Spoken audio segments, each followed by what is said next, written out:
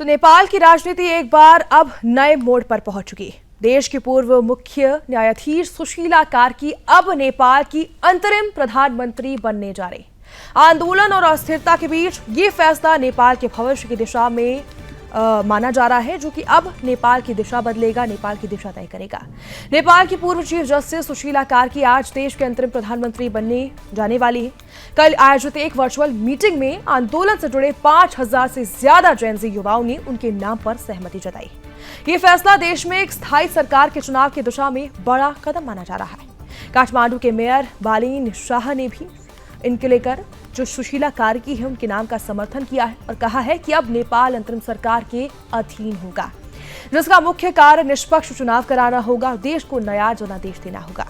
शाह ने उम्मीद जताई है कि सरकार पारदर्शिता और संविधान के दायरे में काम करेगी। आपको बता दें कि सुशीला कार्की नेपाल की पहली महिला मुख्य न्यायाधीश रह चुकी हैं। उनका कार्यकाल 11 जुलाई 2016 से 6 जून 2017 तक रहा। हालांकि 2017 में उन पर कार्यपालिका में हस्तक्षेप और पूर्वाग्रह के आरोप लगते हुए महाभियोग भी लगाया गया, लेकिन वो सभी आरोपों से मुक्त रही।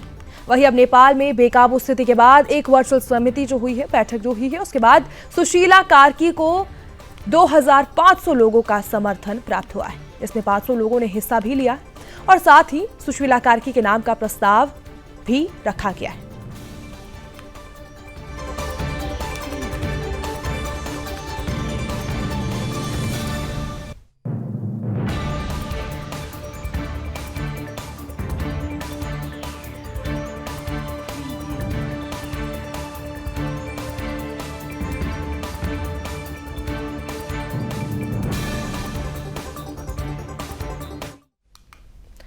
तो इसको लेकर चर्चा करेंगे। हमारे साथ विदेश मामलों के जानकार अरविंद सिंह तेजावत जी जुड़ गए हैं। साथ ही हमारे साथ हमारे संवाददाता रामजी सोनी जुड़ गए हैं नेपाल से।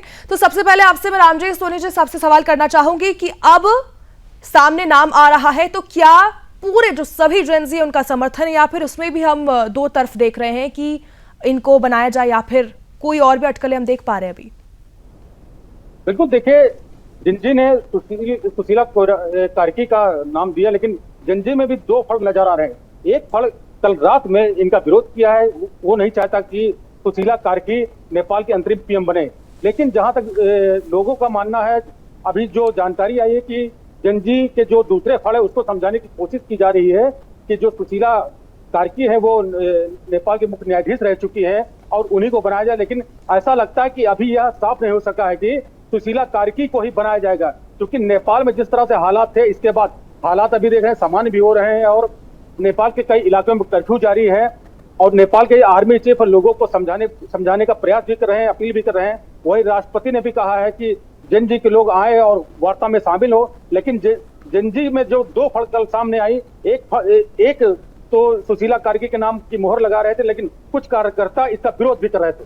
तो बिल्कुल इसका विरोध हो रहा है, लेकिन मेरा ये सवाल आपसे है कि आखिर विरोध क्यों हो रहा है? और जो समर्थन में, वो तो हम देख रहे हैं कि जो समर्थन में इतना बड़ा प्रदर्शन होता है, उसके बाद इनका नाम सामने आता है, लेकिन जो विरोध है, आखिर विरोध क्यों है, उसका कारण क्या है? देखिए, जो नेपाल में जो जिनजी का ये इतना बड़ा विरोध प्रदर्शन चला, पूरे नेपाल को आग के हवाले कर दे। जितने सरकारी दफ्तर थी, सरकारी कार्यालय थे, सब में तोड़फोड़ की, आगजनी की गई। कुछ नाम यहाँ सामने, एक तो बालेंद्र शाह का नाम सामने आया कि उनको बनाया जाएगा। इसके बाद सुशीला कार्की का नाम सामने आ गया था। वहीं एक दो नाम और भी सामने आए थे कि उनको बनाया जाएगा। लेकिन जिनजी की जो कल मीटिंग हुई, आपस में इन लोगों ने मीटिंग की, मीटिंग में सुशीला कार्की का नाम जब सामने रखा तो एक पक्ष ने इसका बड़ा विरोध जताया था। वहीं अब जो जानकारी आई है कि उस पक्ष को भी समझाने का प्रयास कर रहे हैं कि किस तरह से सुशीला कार्की नेपाल की मुख्य न्यायाधीश रही और देश को अच्छे से चला सकती है, इसीलिए उनका नाम सामने आ रहा है। लेकिन कुछ लोग बालेंद्र शाह का नाम भी ले रहे हैं कि बालेंद्र शाह को बनाया जाए। इसी की वजह से यह विरोध चल रहा है नेपाल। बिल्कुल अरविंद जी, मैं आपके पास आना चाहूंगी कि हम देख रहे हैं कि इतना बड़ा प्रदर्शन होता है, लेकिन भ्रष्टाचार तो है, भ्रष्टाचार तो बहुत ज्यादा है, लेकिन उसके अलावा सर क्या कुछ रीजन है जो इतना उग्र जो आंदोलन है उसने रूप ले लिया?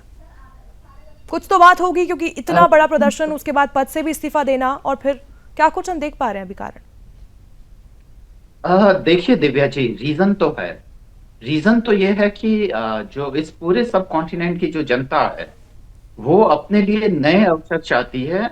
अब वो वाली जनता नहीं है जो सोई हुई थी, या कॉलोनियल युग की जो जनता थी जो अपने अधिकारों को लेकर सचेत नहीं थे।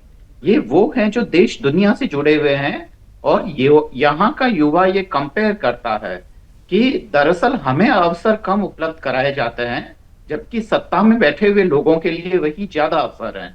तो यह युवा, इसे बेवकूफ नहीं बनाया जा सकता, क्योंकि यह संचार माध्यमों से जुड़ा हुआ है।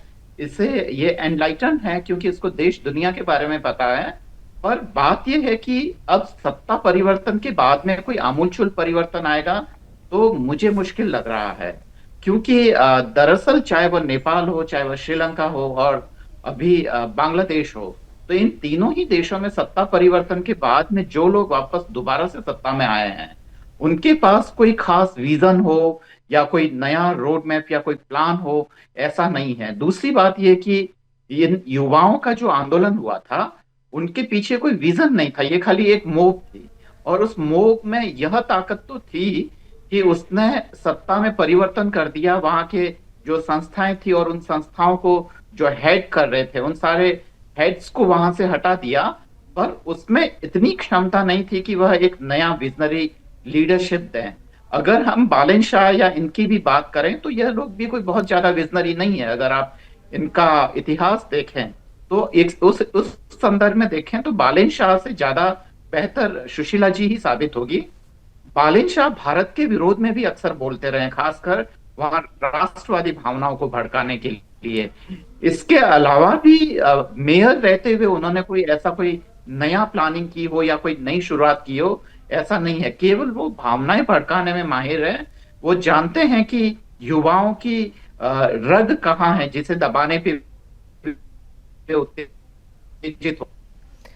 बिल्कुल एक बार मैं बिल्कुल उनके बिल्कुल सर, बिल्कुल एक बार मैं रामजी सोनी जी उनसे पूछना चाहूंगी कि जो हम सीमाओं पर इस्लामीकरण देख रहे थे, आखिर उसके बारे में आपसे जानना चाहूंगी कि इस्लामीकरण कैसे हुआ, क्या हुआ, एक बार पूरी उसके बारे में बता दीजिए। और साथ ही जो मदरसे सुदर्शन न्यूज ने खबर चलाई थी उसके बाद बंद हुए थे, तो उससे नेपाल के लोगों को कितना फायदा हुआ है?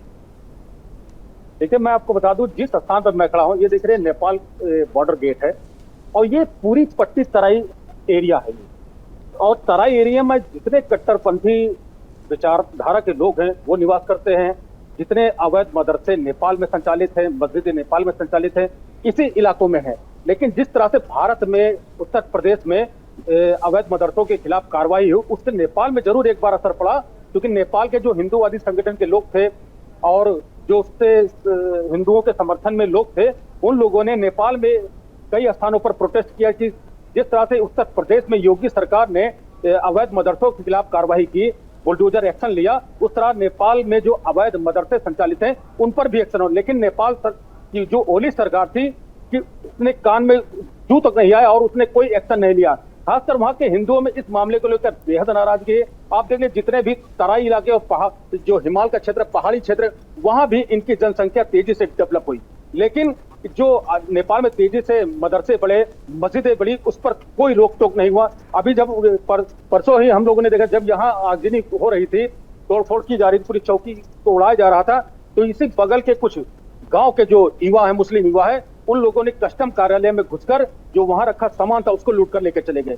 तो जेनजी के कार्यकर्ताओं ने तो शांतिपूर्वक प्रदर्शन किया था, लेकिन जो बॉर्डर्स एरिया में जब जेनजी के कार्यकर्ताओं ने प्रदर्शन शुरू किया, उसी प्रदर्शन की भीड़ में कुछ अराजक तत्व जो घुसे, उन लोगों ने कस्टम कार्यालयों में रखे सामान को अपने साथ लेकर चले।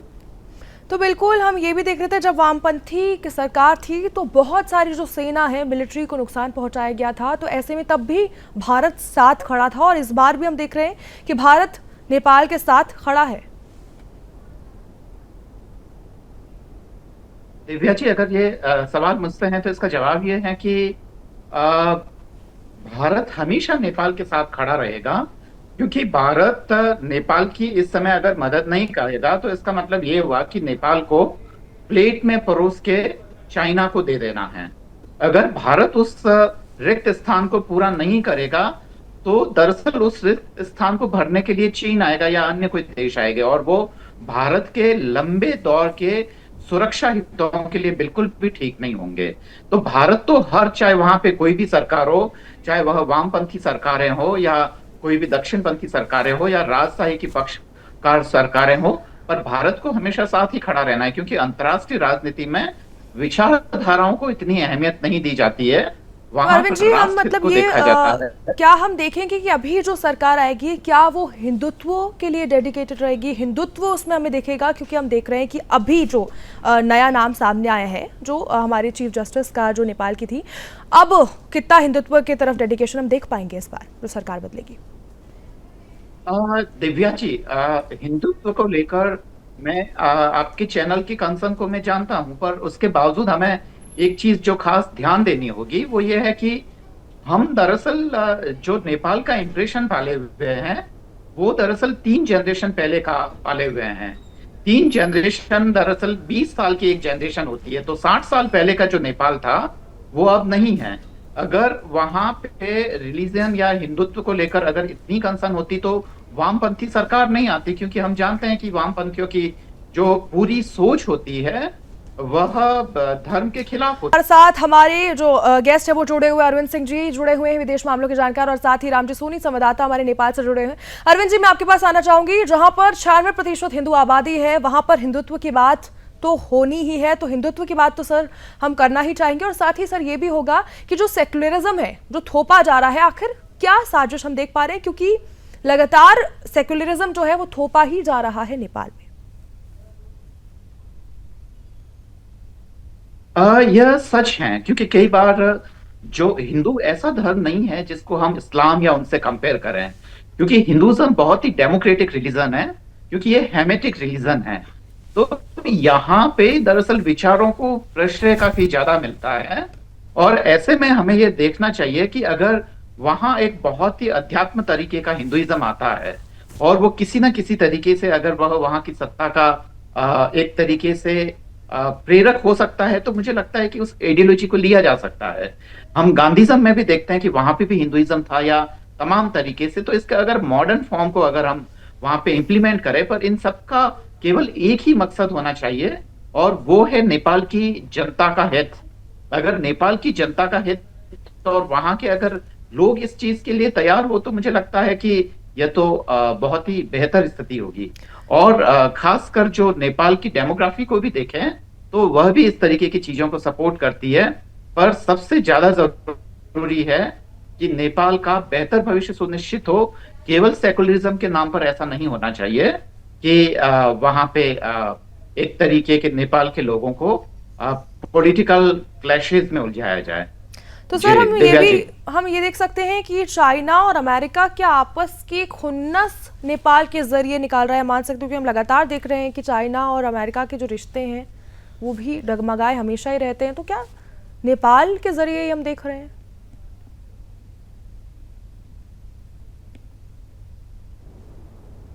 बिल्कुल, एक थ्योरी ये जरूर चल रही है इस बीच में कि दरअसल क्योंकि जो केपी ओली साहब थे वो चीन के काफी करीब थे, और क्योंकि वो चीन के काफी करीब थे तो अमेरिका को यह चीज पसंद नहीं थी, इसलिए उन्होंने सीआईए ने, खासकर अमेरिकन डीप स्टेट ने, यहाँ पे सत्ता परिवर्तन में और आंदोलन को हवा देने में बड़ी भूमिका निभाई।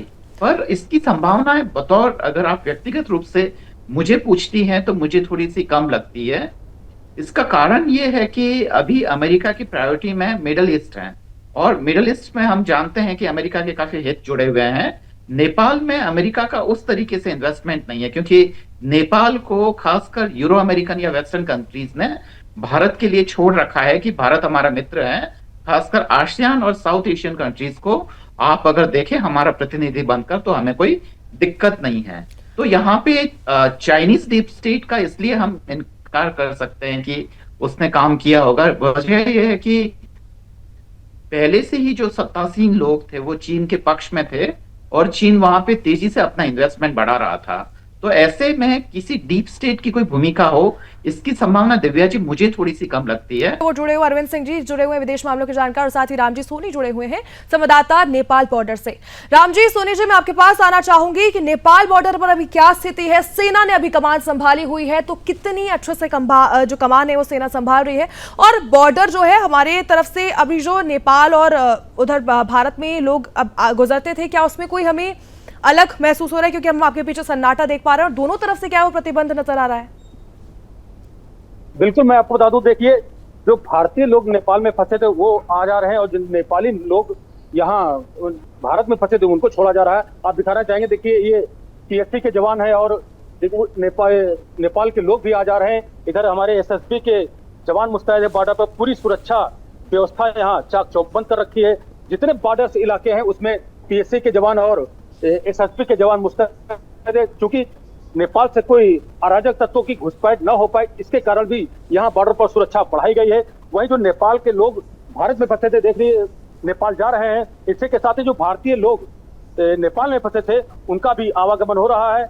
और आप देख सकते हैं, कैमरा मंत्री ने दिखाया कि वो देखिए नेपाल पुलिस वहां तैनात है और जो नेपाल से लोग जा रहे हैं उनको जाने दिया, जो भारत से लोग आ रहे हैं उनको उधर से आने दिया जा रहा है। जो भारतीय लोग नेपाल में फंसे हुए थे उनको आने की अनुमति है, क्योंकि जब से भी नेपाल में प्रोटेस्ट चल रहा तब से जो भी भारतीय वहां फंसे हैं उन भारतीयों को कोई क्षति नहीं पहुंचाएगी। और जितना भी प्रोटेस्ट नेपाल में हुआ है, किसी भी आम नागरिक के साथ कोई भी हस्तक्षेप नहीं किया गया, जिनकी कार्यकर्ताओं ने नहीं किया गया। केवल इन लोगों ने जो सरकारी संपत्तियां थी उनको नुकसान पहुंचाया है। बाकी भारतीय सीमा पर एसएसबी तैनात है, उसके साथ ही पीएससी के जवानों की भी तैनाती की गई है।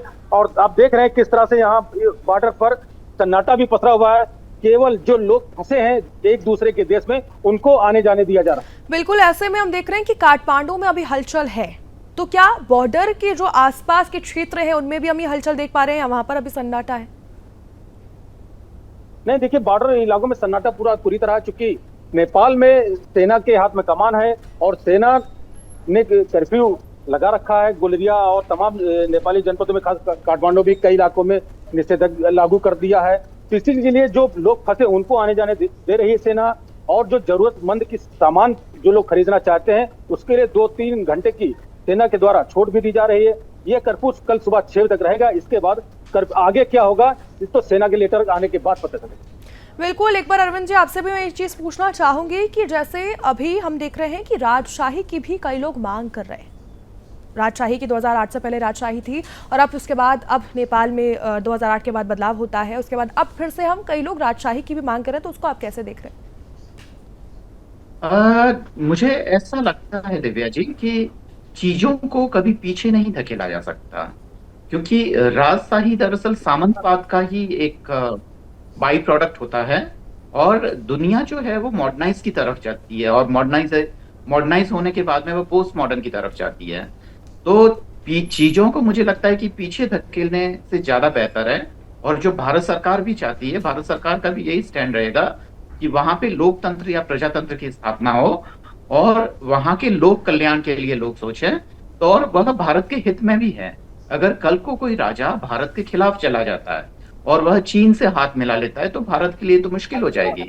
तो यही है कि राजशाही इसका विकल्प नहीं हो सकता है। दिव्या जी, चर्चा करें हमारे साथ हमारे जो गेस्ट है वो जुड़े हुए विदेश मामलों के जानकार जुड़े हुए। सर, मेरा आपसे ये सवाल है, आप कह रहे हैं कि जो राजतंत्र है वो नहीं है इसका सॉल्यूशन, तो सर मैं आपसे ये पूछना चाहती हूँ कि सुदर्शन न्यूज तो लगातार ये मांग कर रहा है कि राजतंत्र आना चाहिए नेपाल में, क्योंकि लगातार हम देख रहे हैं कि इससे पहले क्राइम रेट क्या था, उसके बाद 2008 के बाद क्राइम रेट कितना बढ़ गया है, इस्लामीकरण बढ़ गया है, घुसपैठिए बढ़ गए हैं, चाइना का इन्फ्लुएंस कितना ज्यादा हो गया है, चीनीकरण तो बढ़ गया है, साथ ही जो इस्लामिक मूवमेंट बढ़ गया है। अगर मैं गलत नहीं हूँ तो बहुत ज्यादा जो हम एक गांव की बात करें, अगर हम बात करें तो कोयलाबास एक गांव है जहां पर दोनों प्रधान मुस्लिम है, हिंदू प्रधान तो चुनाव ही नहीं लड़ते हैं सर। तो फिर कैसे हम देखें 2008 के बाद तो बहुत ज्यादा करप्शन है।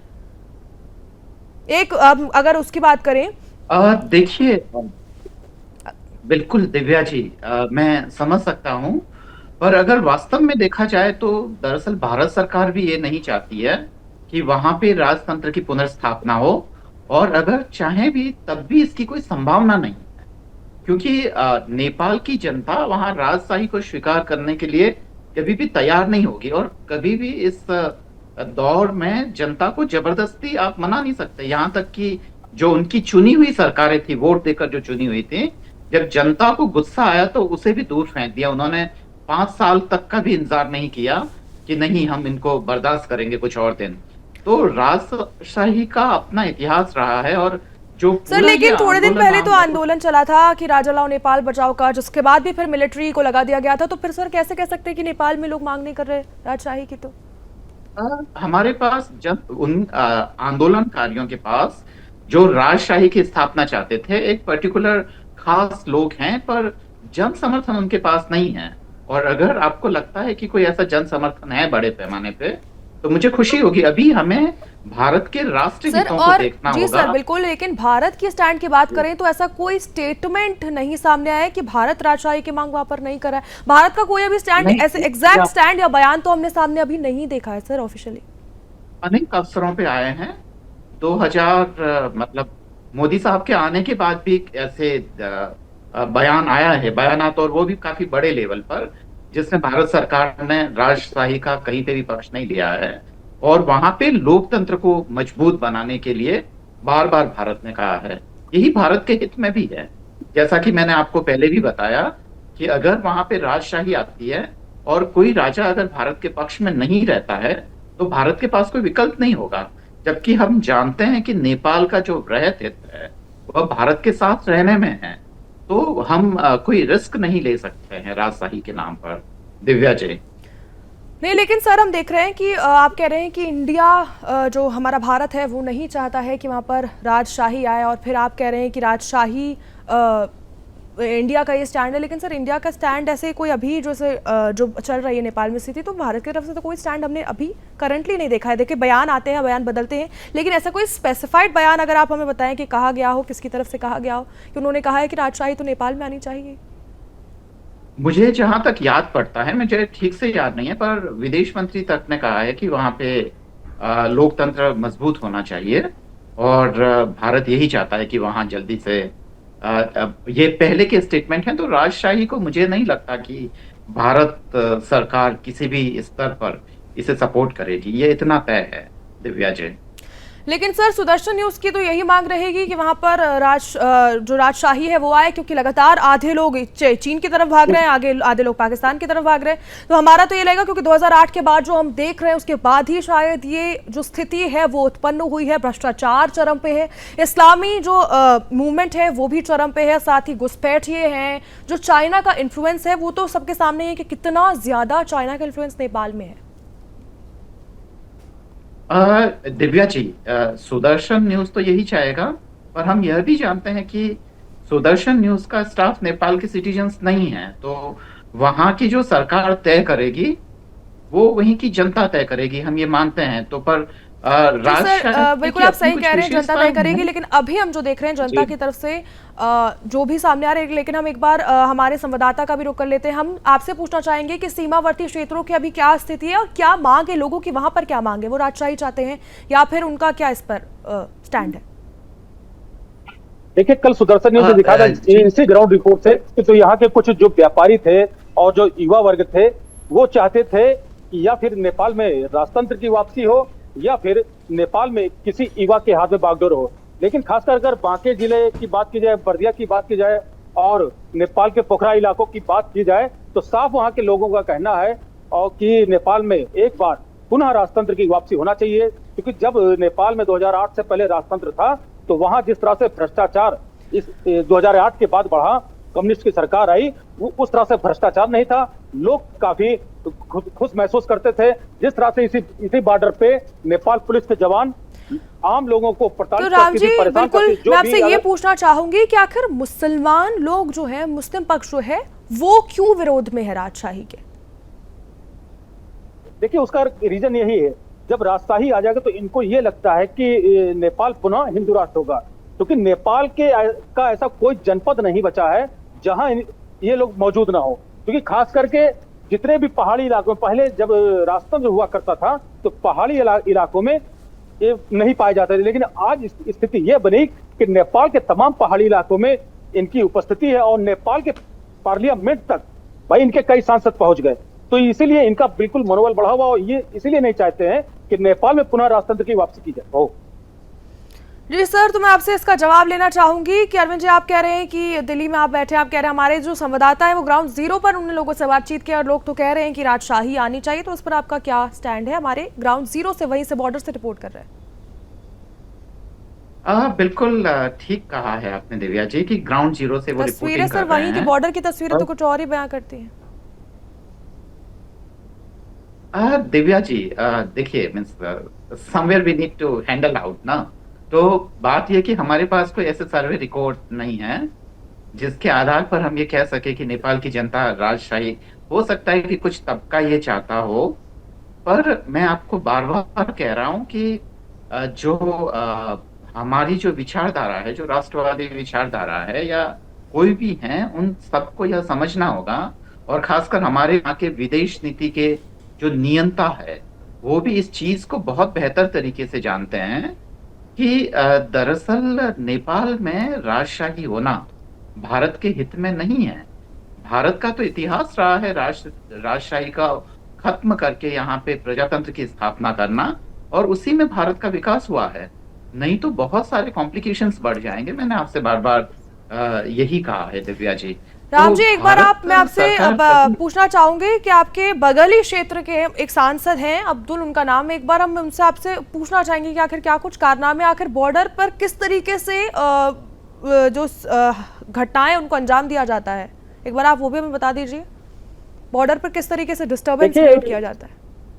देखिए, ये जो बगल का पड़ोसी नेपाली जनपद है बर्दिया, वो अब्दुल खान जिसका आपने नाम लिया, सांसद नेपाल के, वो बर्दिया के रहने वाले हैं और जनमत पार्टी से वो समानुपातिक सांसद है, यानी वो चुनाव जीत कर नहीं गए हैं, केवल पार्टी ने उन्हें राज्यसभा सांसद बनाया है और वो पूर्व नेपाल के जल मंत्री भी रह चुके हैं। लेकिन बात यह है, हमेशा वो उनकी एक देखी गई है कि उन्होंने हमेशा भारत के पक्ष में बात की है।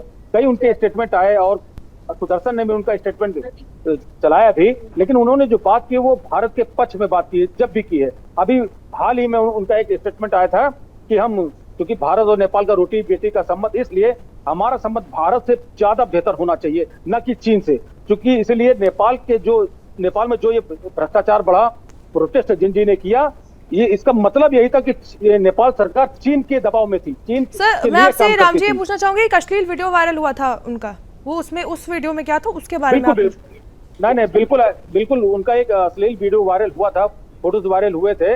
इसके बाद से उनको जल मंत्री पद से नेपाल में हटा दिया गया था और अब वो सभापति हैं वो कुछ विभागों के।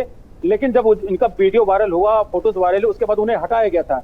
लेकिन उनका ये कहना था, उसमें भी हम लोगों ने स्टेटमेंट लिया था, उनका ये कहना था कि हमारा ये वीडियो फुटेज नहीं है, AI के थ्रू हमें ब्लैकमेल करने के लिए बनाया गया। चूंकि हम मधेसी मूल के नेता हैं, नेपाल में सांसद है, इसलिए हमें पद से हटाने के लिए इस तरह का षड्यंत्र रचा गया।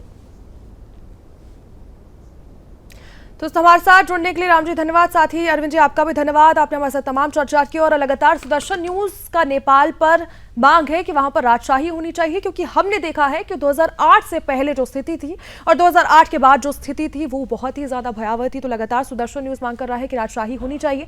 हालांकि अभी जो चर्चाएं हो रही है उस पर आज जो स्टैंड है वो क्लियर हो जाएगा कि क्या कुछ होता है। जेनजी की जो मांग है उसको लेकर आगे जो मांग है वो लगातार जेनजी कर रहा है कि जो बलेंद्र शाह है उनको बनाना चाहिए या फिर जो चीफ जस्टिस है उन्हें बनाना चाहिए। आखिर शाम तक वो हमें पता चल जाएगा कि आखिर जेनजी का क्या रुख है और क्या कुछ होता है नेपाल में।